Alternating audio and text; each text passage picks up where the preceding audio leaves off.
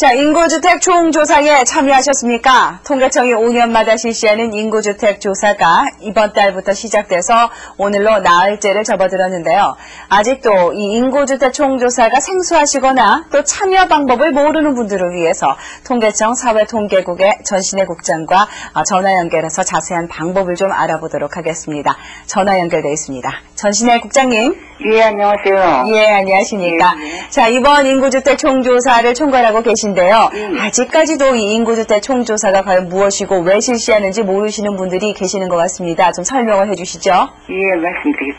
인구주택 총조사란 말 그대로요. 그 인구와 주택을 모두 조사한다는 그 뜻입니다. 그래서 우리 이제 2005년 인구주택 총조사를 보면은 11월 1일 0시라는 그 특정 시점을 기준으로 해가지고요. 사람과 거처에 관한 모든 자료를 수집하는 전 과정을 우리가 인구주택 총조사라고 합니다.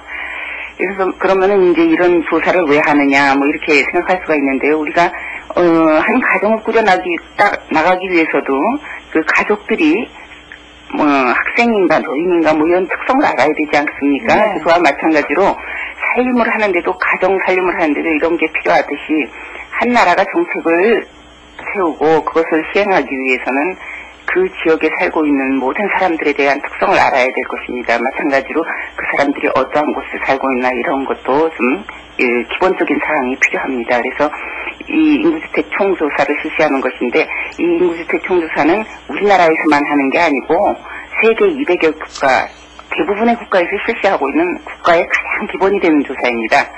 그래서 이제 만약에 이렇게 이제 인구주택 총조사를 해서 이제 결과가 얻어지면은 뭐 국가나 지방 정부는 물론이고 학계 연구기관 모두 필요하겠죠. 네. 예를 들면은 이제 어느 업체가 그 지역에 무슨 생산업체를 만들고 싶다 그런데 어린이용품을 만들고 싶은데 그 지역에 노인이 많은 데다 그런 거를 뭐 생산업체를 만든다든가 그러면 안 되겠죠. 그러니까 그런 거조차도 전부 이런 인구주택 총조사에서 자료가 얻어질 수 있습니다. 네.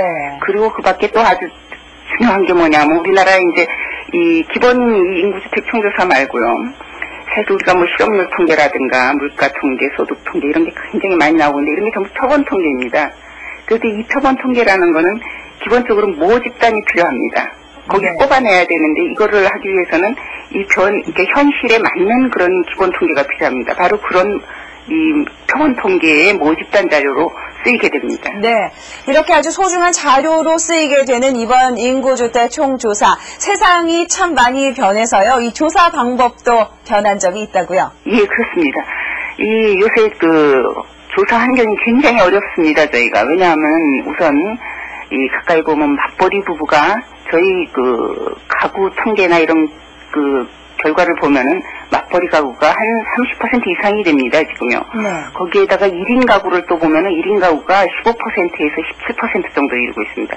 그러다 보니까 조사원이 이 조사를 하러 가구를 방문했을 때 한 번에 만날 수 있는 가구가 반도 안 됩니다. 그렇기 때문에 저희가 이번에 이러한 그 변화되는 환경에 대응하기 위해서 인터넷 조사를 도입을 했습니다. 처음으로. 네. 인터넷 조사를 도입하여서 이제 그분들이 이제 사무실이라든가 어디에서라도 조사에 응할 수 있도록 하였고요. 그다음에 이제 조사 항목에 있어서 저희가 이제 지금 가장 문제되는 게 이제 뭐 인구의 저출산 문제라든가 고령화 문제 뭐 이런 게 많이 문제가 되고 있지 않습니까? 네. 그런데 저출산이라는 건 결국은 직장 여성들의 어떤 보육 문제라든가 이런 거지 않습니까? 그래서 네. 보육에 관한 그런 조사 항목을 설치했고 또 고령화 문제일 경우에 노인들이 나중에 어디에 의지할 것인가 뭐 이런 게 문제가 되기 때문에 그런 새로운 항목을 좀 추가를 했고 또 주거도 이제 단순히 방이 몇 개냐 하는 정도가 아니라 몇 평의 거처에 살고 있고 몇 층에 살고 있나 하는 그런 주거의 질에 관한 항목을 새롭게 추가를 하였습니다. 알겠습니다. 예. 자, 이번 조사에는 반드시 뭐 본인만 세대주만 할 수 있는 것인지요? 아니 그렇지는 않습니다. 네. 이 가구원 중에 그 조사표 작성 능력이 있으면은 누구나 답변을 할 수가 있습니다. 다만 저희가 그 가구원이라고 할 때 그 혈연 관계를 꼭 우리가 생각을 많이 하지 않습니까? 주민등록하고 관계를 생각을 해서 근데 저희 조사는 주민등록하고는 관계가 없이 실제 살고 있는 곳에서 그 가구원 모두를 포함합니다. 예를 들어 그 집에 하숙을 하고 있는 사람이 하나 있다. 그랬더니 그 가구원까지도 포함해서 조사를 합니다. 네, 알겠습니다. 예. 자, 이번부터는 인터넷 조사가 실시가 돼서 좀 더 많은 분들이 더 많이 쉽게 참여를 할 수 있을 것 같은데 사실 오늘 가장 중요한 질문일 것 같습니다. 예. 인터넷으로 참여를 하려면 어떻게 해야 되는지 참여 방법 구체적으로 설명을 좀 해주시죠. 예, 인터넷으로 하면 굉장히 편리합니다. 네. 근데 이제 요걸 할 때 주의하실 게 11월 7일까지 신청을 하셔야 됩니다, 반드시. 오늘이 벌써 4일이기 때문에 이제 한 3일밖에 안 남았는데요. 11월 7일까지 신청을 하시고 조사표는 11월 10일까지만 입력을 받습니다. 왜냐하면 저희가 그때까지 이제 이거를 응하지 않으실 경우에는 인터뷰 조사를 해야 되기 때문에 네. 이렇게 11월 7일까지 신청을 받고 11월 10일까지만 작성하도록 이렇게 하고 있습니다. 네. 참여 방법은 이제 저희가 보면은 이 인구주택 총조사 홈페이지가 있습니다. 네. 그 인구주택 총조사 홈페이지에 접속을 하시면 오른쪽 하단에 인터넷 조사 배너가 있습니다. 이거를 클릭하면은 이게 보통 우리가 인터넷에서 그 왜 회원 가입할 때 확인하듯이 주민등록번호하고 성명으로 우선 실명 인증을 받으셔야 됩니다.